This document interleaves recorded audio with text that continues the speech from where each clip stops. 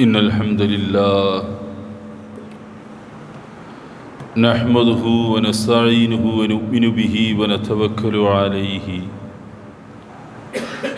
ونعوذ بالله من شرور أنفسنا ومن سيئات أعمالنا من يهده الله فلا مضل له ومن يضلل فلا هادي له وأشهد أن لا إله إلا الله وأشهد أن محمدًا عبده ورسوله أرسله بالهدى ودين الحق ليظهره على الدين كله ولو كره المشركون اللهم صل على محمد وعلى آل محمد كما صليت على إبراهيم وعلى آل إبراهيم اللهم بارك على محمد وعلى آل محمد كما باركت على آل إبراهيم إنك حميد مجيد أما بعد فإن خير الحديث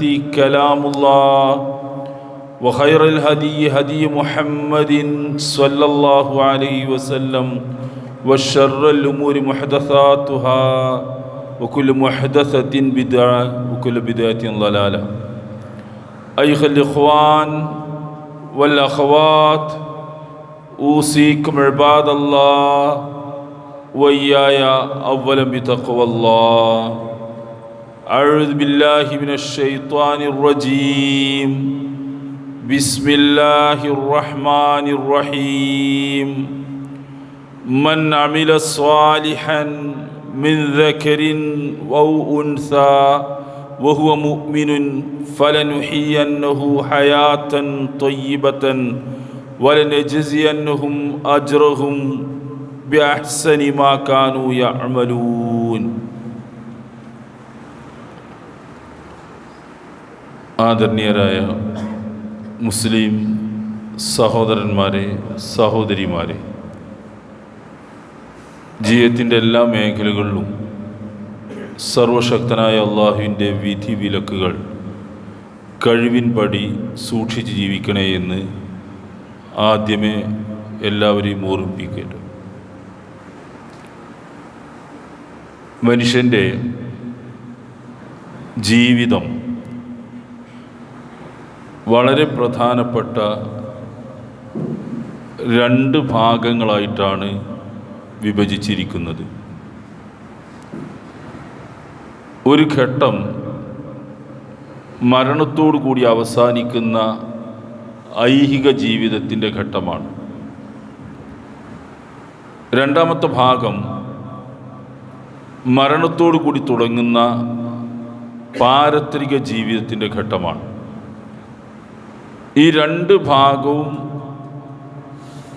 ജനിച്ച ഓരോ മനുഷ്യരും ജീവിച്ചേ മതിയാവും, അനുഭവിച്ചേ മതിയാവും. ഈ ജീവിതത്തിൽ മരണത്തോടു കൂടി അവസാനിക്കുമെന്ന് ധരിക്കുന്ന ആളുകളുണ്ട്. പല ആളുകളുടെയും ജീവിത വീക്ഷണം അങ്ങനെയാണ്. നമ്മുടെ ഈ ജീവിതം മരണത്തോടു കൂടി അവസാനിക്കും, അവിടുന്ന് അങ്ങോട്ടൊന്നുമില്ല, ശുദ്ധ ശൂന്യത, വെറും ശൂന്യത മാത്രമാണ്, പിന്നെ ഒന്നുമില്ല എന്ന് വിശ്വസിക്കുന്ന ആളുകളുണ്ട്. ഇസ്ലാമിനെ സംബന്ധിച്ച് അല്ലെങ്കിൽ നമ്മളെ സംബന്ധിച്ചുള്ളൊരു വിശ്വാസത്തിൻ്റെ അടിസ്ഥാനം മരണത്തോട് കൂടി തുടങ്ങുന്നതാണ് മനുഷ്യൻ്റെ യഥാർത്ഥ ജീവിതം എന്നതാണ്. ആ ജീവിതത്തെ മുന്നിൽ കണ്ടുകൊണ്ട് തന്നെ വേണം ഐഹിക ജീവിതത്തിൽ നമ്മൾക്ക് ലഭിച്ച ഈ അവസരം നന്നായിട്ട് ഉപയോഗപ്പെടുത്താൻ. ഏറ്റവും ബുദ്ധിമാനായ മനുഷ്യൻ, സമർത്ഥനായ മനുഷ്യൻ ആരാണെന്ന് ചോദിച്ചാൽ ഈ രണ്ട് ജീവിതത്തിലും ഒരേപോലെ വിജയിക്കാൻ കഴിയുന്ന, നേട്ടങ്ങൾ നേടാൻ കഴിയുന്ന ആളുകളാണ്. ഇവിടെ നമ്മൾക്ക് മരിക്കുവോളമുള്ള കാലഘട്ടത്തിൽ വളരെ മാന്യരായിട്ട്, മര്യാദയായിട്ട്, നന്നായിട്ട് ജീവിച്ചു പോകണം. അതൊരാവശ്യമാണ് മനുഷ്യൻ്റെ. അങ്ങനെ ജീവിച്ചു പോകുന്ന ഒരാൾക്ക് മരണത്തിന് ശേഷം അവിടെയും വിജയിക്കാൻ കഴിയണം, സ്വർഗം നേടാൻ കഴിയണം.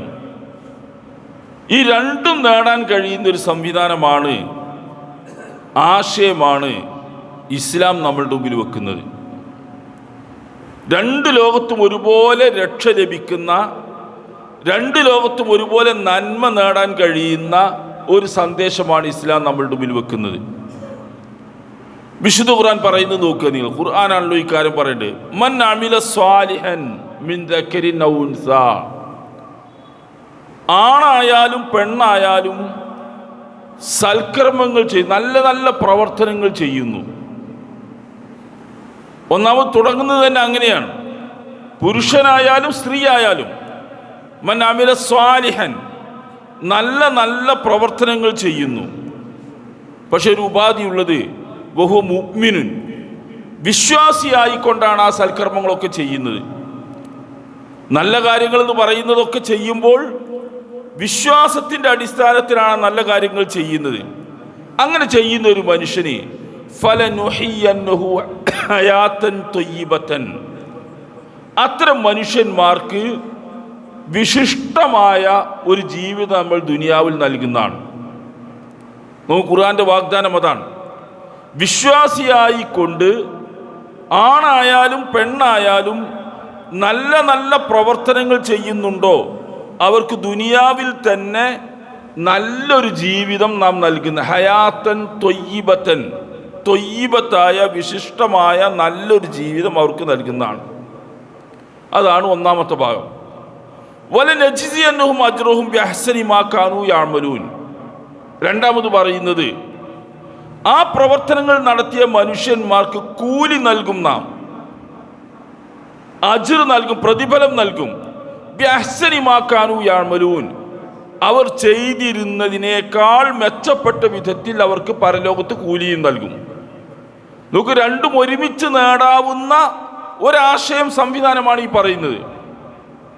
ഇഹലോകത്ത് സമാധാനപൂർണമായ നല്ലൊരു ജീവിതം അവർക്ക് നൽകും. മനുഷ്യരൊക്കെ ആഗ്രഹിക്കുന്ന കാര്യമാണത്. എല്ലാ മനുഷ്യൻ്റെയും ആഗ്രഹമാണ് ഈ ലോകത്ത് സുഖകരമായ സൗകര്യപ്രദമായ ഒരു ജീവിതം ലഭിക്കുക. ഇസ്ലാം അനുസരിച്ച് ഈമാനും അമലുസ്സാലിയാത്തുമുള്ള ആളുകൾക്ക് അത് നൽകും. അതിനൊരു പ്രതിഫലം നൽകും. ചെയ്തതിന് മാത്രമല്ല, ബിഅഹ്സനി മാ കാനൂ യഅമലൂൻ, ചെയ്തതിനേക്കാൾ മെച്ചപ്പെട്ട രീതിയിൽ, അല്ലെങ്കിൽ ചെയ്തതിന് ഏറ്റവും മികച്ച രീതിയിൽ അവർക്ക് പരലോകത്ത് കൂലിയും നൽകും. അതാണ് സ്വർഗ്ഗം ലഭിക്കുന്നത്. ഈ രണ്ട് ഭാഗവും ഒരുപോലെ വിജയിക്കുന്ന, നന്മ ലഭിക്കുന്ന ഒരാശയമായിട്ടാണ് ഇസ്ലാമിനെ അള്ളാഹു നമ്മൾക്ക് പരിചയപ്പെടുത്തുന്നത്. നോക്കൂ, നമ്മളുടെ ഒരു പ്രാർത്ഥന നമ്മൾക്ക് എല്ലാവർക്കും അറിയാം. അള്ളാഹുവിൻ്റെ റസൂൽ ഏറ്റവും അധികം പ്രാർത്ഥിച്ചത്, ഏറ്റവും നല്ല പ്രാർത്ഥന എന്ന് റസൂൽ പറഞ്ഞൊരു പ്രാർത്ഥനയാണ്, റബ്ബനാ ആതിനാ ഫിദ്ദുനിയാ ഹസന വഫിൽ ആഖിറതി ഹസനതൻ വഖിനാ അദാബന്നാർ. നമുക്ക് ആ പ്രാർത്ഥനയുടെ ഘടന ഒന്ന് ശ്രദ്ധിച്ചു നോക്കുക നിങ്ങൾ. ഏറ്റവും നല്ല പ്രാർത്ഥന എന്ന റസൂൽ അതിനെ പറ്റി പറഞ്ഞു. ഏറ്റവും അധികം തവണ റസൂൽ പ്രാർത്ഥിച്ചതാണ്. അങ്ങനെയാണ് നമ്മൾ പ്രാർത്ഥിക്കേണ്ടത്. എന്താ പ്രാർത്ഥനയിൽ പറയുന്ന കാര്യം? ഞങ്ങളുടെ നാഥ ആതിനാ ഫിദ്ദുനിയാ ഹസന, ദുനിയാവിൽ ഞങ്ങൾക്ക് നീ നന്മ നൽകണേ. നമ്മൾ ഈ ജീവിക്കുന്ന ഈ കാലഘട്ടത്തിൽ, മരിക്കുന്നത് വരെയുള്ള കാലയളവിൽ നന്മ ഞങ്ങൾക്ക് നീ നൽകണേ. എന്താണോ നന്മ അതൊക്കെ നൽകണേ എന്നാണ്. രണ്ടാമത് പറയുന്നത് വഫിൽ ആഖിറതി ഹസനതൻ, മരണാനന്തര ജീവിതത്തിലും പാരത്രിക ജീവിതത്തിലും നന്മ നൽകണേ. നമുക്ക് രണ്ട് കാര്യവുമായി. ഇനി മൂന്നാമതൊരു കാര്യം കൂടി പറയുന്നുണ്ട്, വഖിനാ അദാബന്നാർ, നരകശിക്ഷയിൽ നിന്ന് ഞങ്ങളെ നീ കാത്ത് രക്ഷിക്കുകയും ചെയ്യണേ എന്നാണ്. നമുക്ക് മൂന്ന് കാര്യങ്ങളാണ് പറയുന്നത്. ആ മൂന്ന് കാര്യങ്ങൾ, ഒന്ന് ദുനിയാവിൻ്റെ കാര്യമാണ്. ദുനിയാവിൽ നല്ല നിലക്ക് ജീവിച്ചു പോകാനുള്ള സൗകര്യം പടച്ചവനെ നീ ഞങ്ങൾക്ക് നൽകണേ. നമ്മളൊക്കെ നിത്യവും ഓടി ചാടി നടക്കുന്നത്, അധ്വാനിക്കുന്നത്, മനസ്സ് കേന്ദ്രീകരിച്ച് കൊണ്ട് നടക്കുന്നതൊക്കെ ഈ വിഷയമാണ്. ദുനിയാവിൽ സുഖമാകണമെന്നാണ്. അതാണ് നമ്മൾ പ്രാർത്ഥിക്കുന്നത്. അത് ലഭിക്കുമെന്നാണ് ഈ പറയുന്നത്. മരണത്തിനപ്പുറവും അത് ലഭിക്കും. പുറമെ നരകശിക്ഷയിൽ നിന്ന് കാത്ത് രക്ഷിക്കുക എന്ന് പറയുന്ന ആ മൂന്ന് കാര്യം ഊന്നി പറയുന്നു. അപ്പം ഈ ഒരു രീതിയാണ് ഇസ്ലാം നമ്മളുടെ മുമ്പിൽ വെക്കുന്നത്. അതാണ് നമ്മൾ പരിഗണിക്കുകയും ചെയ്യേണ്ടത്. നോക്കൂ, സമർത്ഥൻ, ബുദ്ധിമാൻ എന്ന് പറഞ്ഞുകൊണ്ട് റസൂൽ പറഞ്ഞൊരു ആശയം നമ്മൾ ശ്രദ്ധിച്ചു നോക്കുക. നമ്മൾക്ക് വലിയ സാമർഥ്യം ബുദ്ധിയൊക്കെ ഉള്ളവരാണല്ലോ. ആരാണ് സമർത്ഥനും ബുദ്ധിമാനുമായ ആൾ? റസൂൽ പറയുന്നത് കയ്യിസ് മൻ ദാന നഫ്സഹു വഅമില ലിമാ ബഅദൽ മൗത്ത്, ബുദ്ധിമാൻ എന്ന് പറയുന്നത്, സമർത്ഥൻ എന്ന് പറയുന്നത്, അയാൾക്ക് കിട്ടിയ ഈ അവസരമുണ്ടല്ലോ, ജീവിതത്തിൻ്റെ ഈ അവസരം, അത് തനിക്ക് നന്നായിട്ട് ഉപയോഗിക്കാൻ കഴിയണമെന്നാണ്. തൻ്റെ മനസ്സിനെ നിയന്ത്രിച്ച് വിധേയമാക്കി നിർത്തി നാളെ പരലോകത്തിന് വേണ്ടി പണിയെടുക്കുന്നവനാണ് സമർത്ഥനായ മനുഷ്യൻ എന്നാണ്. വളരെ ശ്രദ്ധിക്കേണ്ട ഒരു വാക്കാണത്. നല്ല സമർത്ഥൻ ആരാണ്? ഇവിടെ വാരിക്കോരി ഉണ്ടാക്കി ഇവിടെ സുഖലോലുപനായി ജീവിച്ച് താന്തോന്നിയായി ജീവിച്ചവനല്ല. നമ്മൾക്ക് അങ്ങനെ തോന്നാറുണ്ട് പലപ്പോഴും. അള്ളാഹുവിൻ്റെ റസൂൽ പറയുന്ന സമർത്ഥൻ, ബുദ്ധിമാൻ ആരാണ്? തൻ്റെ മനസ്സിനെ വിധേയമാക്കി നിർത്തുക, ആത്മാവിനെ വിധേയമാക്കി നിർത്തുക, ഒരുക്കി നിർത്തുക, നമുക്ക് പിടിച്ചു നിർത്താൻ കഴിയുന്ന രൂപത്തിൽ പിടിച്ചു നിർത്തുക. വഅമില ലിമാ ബഅദൽ മൗത്ത്, എന്നിട്ട് മരണത്തിന് ശേഷമുള്ള ജീവിതം മുന്നിൽ കണ്ടുകൊണ്ട് ഇവിടെ പണിയെടുക്കുക എന്നാണ്. ആ ഒരു ലോകത്തിന് വേണ്ടിയാണ് എന്ന ബോധത്തിൽ ഇവിടെ പണിയെടുക്കുക. അങ്ങനെ പണിയെടുക്കുന്നവനാണ് സമർത്ഥനായിട്ടുള്ള മനുഷ്യൻ എന്നാണ്. ഈ സാമർഥ്യം നമുക്ക് കാണിക്കാൻ കഴിയണം. ഈ ബുദ്ധി നമ്മൾക്ക് ഉപയോഗിക്കാൻ കഴിയണം. ഈ ക്ഷണികമായ കാലഘട്ടത്തിൽ ജീവിതത്തിൽ അത് നഷ്ടപ്പെടുത്തി കഴിഞ്ഞാൽ അയാൾ ഏറ്റവും വലിയ ദുർബലനാവുകയാണ്. വലാജിസ് ലമൻ അത്ബഅ നഫ്സഹു ഹവാഹു വതമന്ന അലല്ലാഹിൽ അമാനിയ. നമുക്ക് രണ്ടാമത്തെ ഭാഗം പറയുന്നത്, ദുർബലൻ, ഒരു സാമർഥ്യമില്ലാത്ത ബുദ്ധി കുറഞ്ഞ ആൾ ആരാണ്? ലമൻ അത്ബഅ നഫ്സഹു ഹവാഹു, തൻ്റെ നഫ്സിനെ തന്നിഷ്ടങ്ങളുടെ പിന്നാലെ കയറൂരി വിട്ടവൻ എന്നാണ്. താന്തോന്നിത്തങ്ങളുടെ പിന്നാലെ കയറൂരി വിട്ടവൻ, എല്ലാ ഇഷ്ടങ്ങളും നേടാൻ വേണ്ടി ഓടിച്ചാടി നടക്കുന്നവൻ, അവൻ ബുദ്ധി കുറഞ്ഞവനാണ്, കഴിവ് കുറഞ്ഞവനാണ്. വതമന്ന അലല്ലാഹിൽ അമാനിയ. അതിന് ബാക്കി പറയുന്നു നോക്കൂ നിങ്ങൾ. അങ്ങനെയൊക്കെ ചെയ്ത് ജീവിച്ചിട്ട് ഇവൻ വെച്ച് പുലർത്തുന്ന ധാരണ എന്താ അറിയോ? അള്ളാഹുവിനെ പറ്റി കുറേ ധാരണകൾ ഇങ്ങനെ വെച്ച് പുലർത്തി, എങ്ങനെയായാലും ഞാൻ എങ്ങനെയൊക്കെ രക്ഷപ്പെടും, എങ്ങനെയെങ്കിലുമൊക്കെ രക്ഷപ്പെട്ടു വരും എന്ന വെറുതെ വ്യാമോഹങ്ങൾ വെച്ച് പുലർത്തുന്നു എന്നാണ്. വ്യാമോഹങ്ങൾ വെച്ച് പുലർത്തി തന്നിഷ്ടങ്ങളുടെ പിന്നാലെ പോകുന്നവനാണ് ഏറ്റവും മോശമായ ദുർബലൻ. സാമർഥ്യൻ എന്ന് പറയുന്നത് ഇവിടെ നല്ല നിലയ്ക്ക് ജീവിച്ച് അത് പരലോകത്തേക്ക് ഉപകരിക്കാൻ കഴിയുന്ന രീതി ജീവിക്കുക എന്നാണ്. നമ്മൾ ഏതാ തിരഞ്ഞെടുക്കേണ്ടത്? നമ്മളൊക്കെ സാമർഥ്യമുള്ളവരാണല്ലോ. നമുക്ക് നമ്മൾ ദുനിയാവിലൊരു കാര്യത്തിന് വേണ്ടി നമ്മളൊരു കുട്ടിയെ കോളേജിലോ സ്കൂളിലോ ചേർക്കുമ്പോൾ 1-ാം ക്ലാസ് മുതൽ ഇപ്പോൾ ആളുകൾ ശ്രദ്ധിക്കണം, മാതാപിതാക്കൾ എന്തിനാ ചേർക്കുന്നത്? അവൻ ഇന്ന കോഴ്സ് പഠിച്ച് പൂർത്തിയായി ഇന്ന നിലയെത്തിയാൽ ഇന്ന ജോലി അവിടെ വേക്കൻസി ഉണ്ട്, അവിടെ വേക്കൻ്റാണ്, അവിടേക്ക് എത്തിക്കാമെന്ന് പ്ലാൻ ചെയ്ത് നമ്മൾ ഒരുങ്ങി പുറപ്പെടുകയാണ്. അതിനെന്ത് പണവും ചെലവഴിക്കാൻ നമ്മൾ തയ്യാറാണ്. അതെന്തുകൊണ്ടാണ് നമ്മളങ്ങ് ചെയ്യാറാകുന്നത്? അതിൻ്റെ റിസൾട്ടിനെ പറ്റി നമുക്ക് ബോധ്യമുണ്ട്. അതിൻ്റെ റിസൾട്ട് എന്താ? ഇത്ര ശമ്പളം കിട്ടുന്ന, ഇത്ര ലക്ഷങ്ങൾ വാങ്ങാൻ കഴിയുന്ന ജോലിയിലേക്ക് എത്തും. അത് നമ്മൾ മക്കളെ നേരത്തെ പ്ലാൻ ചെയ്യുകയാണ്. ആ പ്ലാനിങ് ആണ് നമ്മൾ ആ വിജയത്തിലേക്ക് എത്തിക്കുന്നത്. അതേപോലെ നമ്മൾ പ്ലാൻ ചെയ്യേണ്ട ഒരു സംഗതിയാണ്, മരണത്തിനപ്പുറം നമ്മൾക്ക് സ്വർഗം എന്ന വിജയം ലഭിക്കണം. ഫഖദ് ഫാസ്, ആ സ്വർഗം നേടിയവർ വിജയിച്ചിരിക്കുന്നു എന്നാണ് ഖുർആൻ പറയുന്നത്. ആ സ്വർഗം എന്ന ലക്ഷ്യത്തിലേക്ക് എത്താൻ ഇവിടെ വെച്ച് അതിന് പറ്റുന്ന പ്ലാനിങ് ഒക്കെ നമ്മൾ നടത്തണം. അവനാണ് ബുദ്ധിമാനായ മനുഷ്യൻ. ആ പ്ലാനിങ്ങിൽ പരാജയപ്പെട്ടാൽ മനുഷ്യന് പരലോകം നഷ്ടപ്പെടും, ചിലപ്പോൾ ഇഹലോകത്തും ഒന്നും നേടാനാവുകയും ചെയ്യുകയുമില്ല. എന്നാൽ മറ്റേ രീതിയിലാണെങ്കിലോ പരലോകം ഏതായാലും രക്ഷപ്പെടും, ഇഹലോകവും രക്ഷപ്പെടുമെന്നാണ്. ഹയാത്തൻ ത്വയ്യിബത്തൻ, സമാധാനമുള്ള നല്ലൊരു ജീവിതം അയാൾക്ക് ലഭിക്കുകയും ചെയ്യുമെന്നാണ്. വിശ്വാസികളായ ആളുകൾ ഈ ബുദ്ധി ഉപയോഗിക്കാനാണ് സാമർഥ്യം കാണിക്കേണ്ടത്. പക്ഷെ എന്താ സംഭവിക്കുന്നു അറിയാം നിങ്ങൾ? നമ്മളുടെയൊക്കെ ജീവിതം നിങ്ങൾ പരിശോധിച്ച് നോക്ക്. ഈ ഒരു ബുദ്ധി നമ്മൾ ഇതിൽ ഉപയോഗിക്കുന്നില്ല.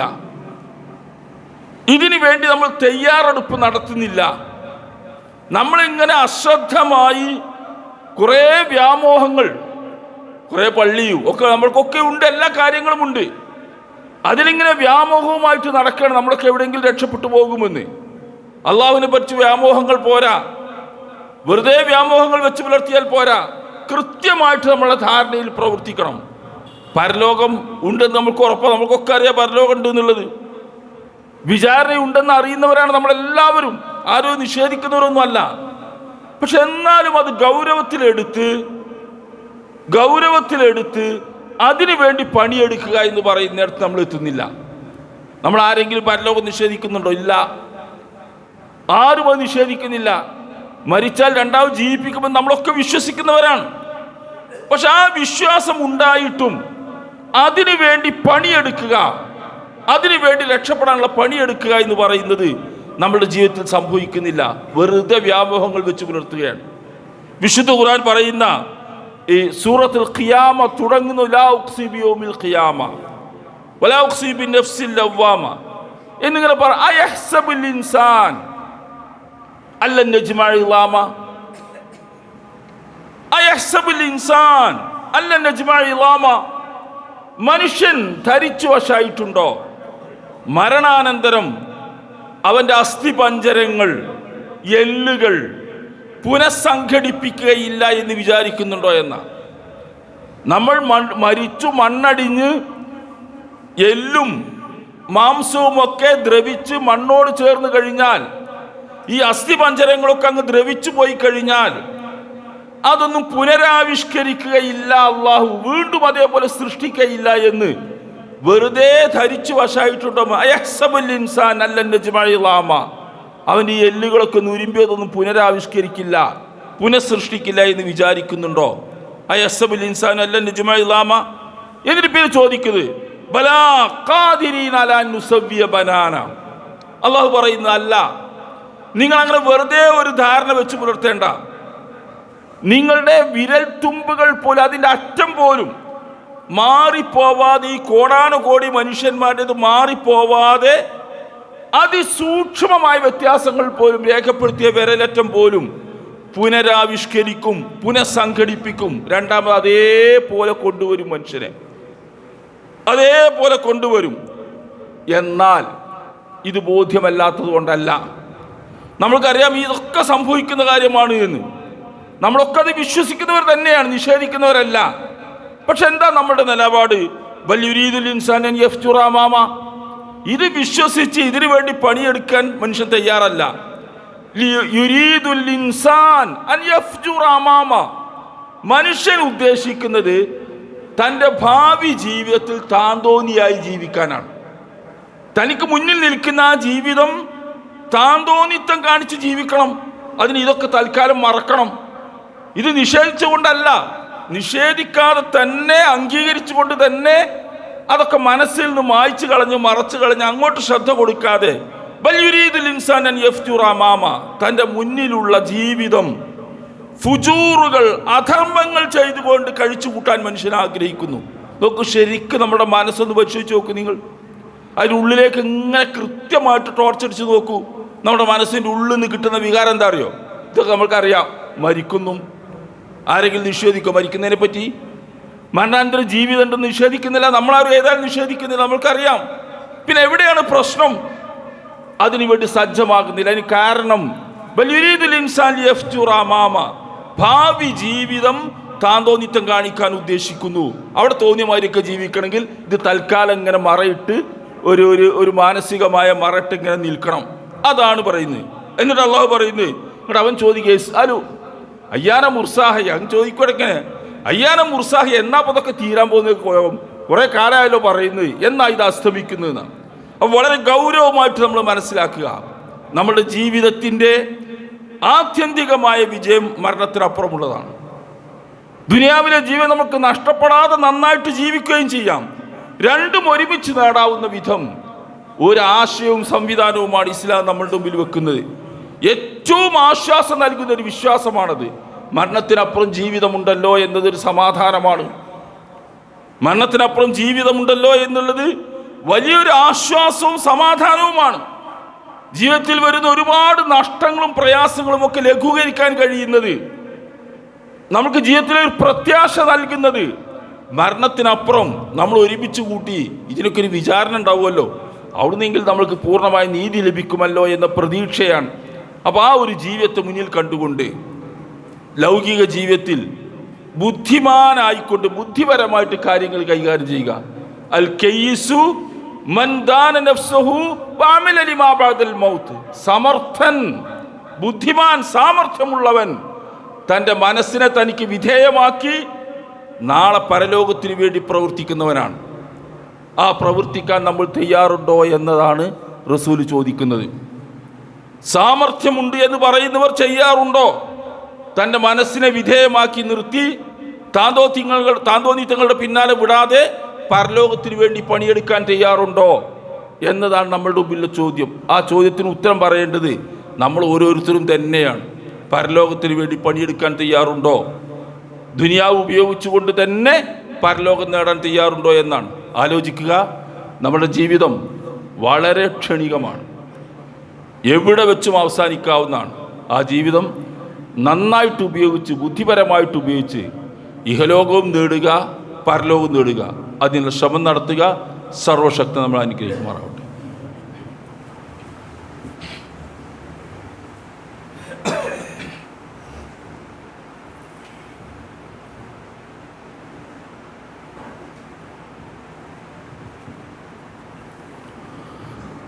അൽഹംദുലില്ലാഹ് വസ്സലാത്തു വസ്സലാമു അലാ റസൂലില്ലാഹ് വഅലാ ആലിഹി വസഹ്ബിഹി അജ്മഈൻ. ഇത്തഖുല്ലാഹ ഇബാദല്ലാഹ്. അള്ളാഹുവിനെ സൂക്ഷിച്ച് ജീവിക്കണേ എന്ന് എല്ലാ ഓരോരുത്തരെയും ഒരിക്കൽ കൂടി ഓർമ്മിപ്പിക്കുകയാണ്. ഷഅബാൻ മാസം പകുതിയോടടുക്കാറായി നമ്മൾ. അതിനർത്ഥം റമളാൻ മാസം നമ്മോട് അടുക്കേട്ട് ഇങ്ങോട്ട് ഏറ്റവും അടുത്തടുത്ത് വന്നുകൊണ്ടേയിരിക്കുകയാണ്. 2-3 കാര്യങ്ങൾ നമ്മൾ ഈ സന്ദർഭത്തിൽ ശ്രദ്ധിക്കേണ്ടതുണ്ട്. ഒന്ന്, കഴിഞ്ഞ റമദാൻ മാസത്തിൽ ജീവിച്ചവരാണ് നമ്മൾ ഈ കാണുന്ന ആളുകളൊക്കെ. അടുത്ത റമദാൻ നമ്മൾക്കൊരു ഉറപ്പുമില്ല, എന്നാൽ നമ്മുടെ പ്രതീക്ഷയിലുണ്ട് തൊട്ടടുത്ത് നിൽക്കുന്നു എന്ന്. റമദാനിലെ നോമ്പ് ആണ് ഏറ്റവും പ്രധാനപ്പെട്ട ഇബാദത്ത്. എല്ലാവർക്കും അറിയാം ആ കാര്യം. റമദാൻ്റെ 29-30 ദിവസം നിർബന്ധമായും നോമ്പെടുക്കാൻ ബാധ്യസ്ഥരാണ് എല്ലാവരും.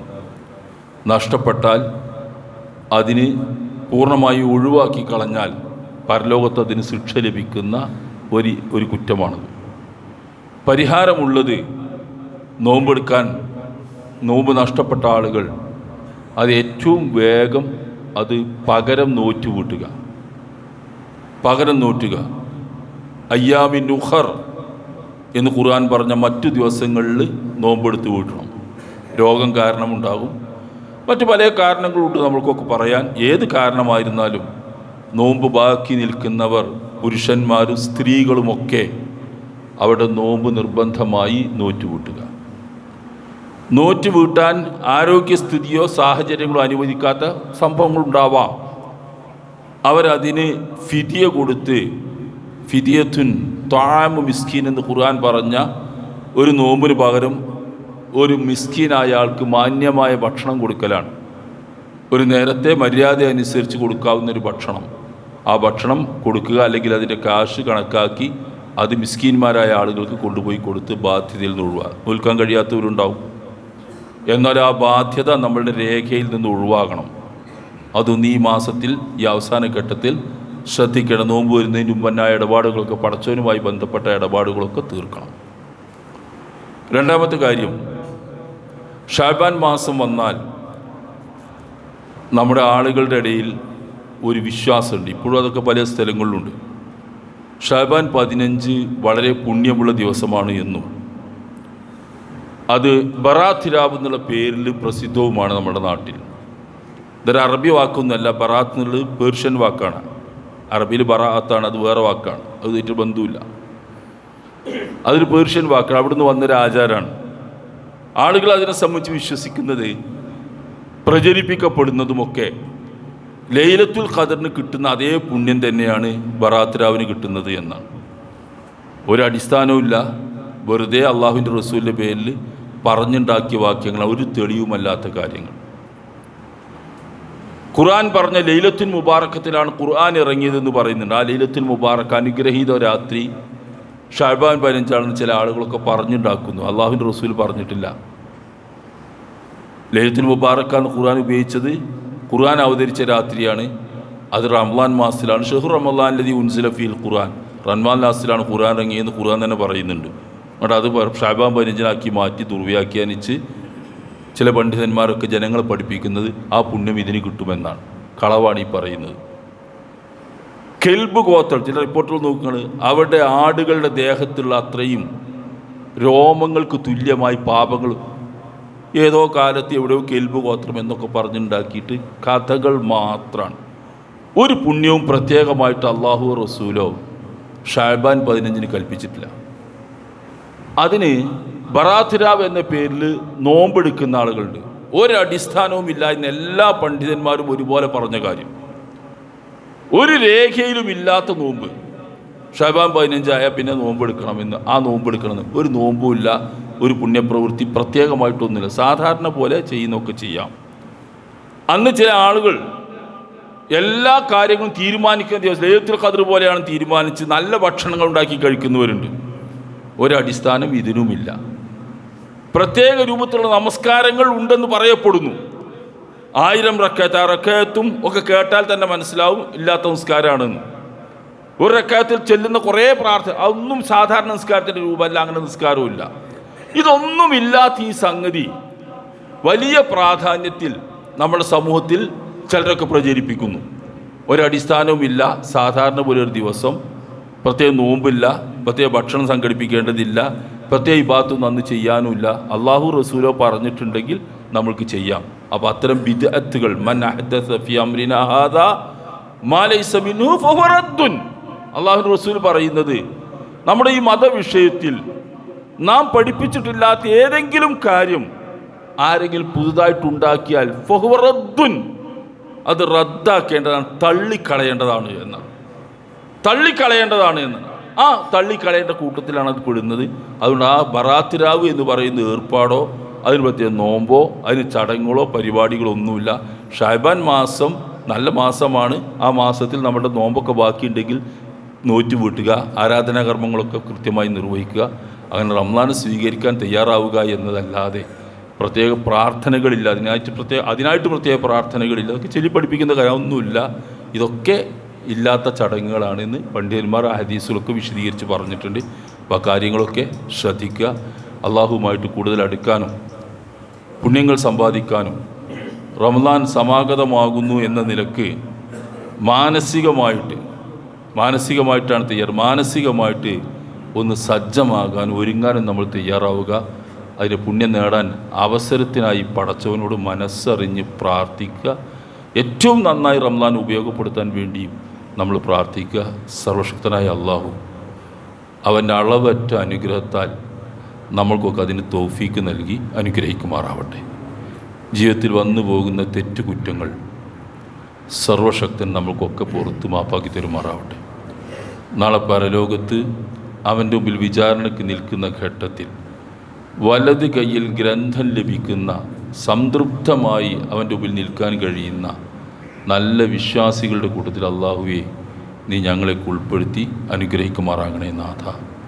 അല്ലാഹുമ്മ അഇസ്സൽ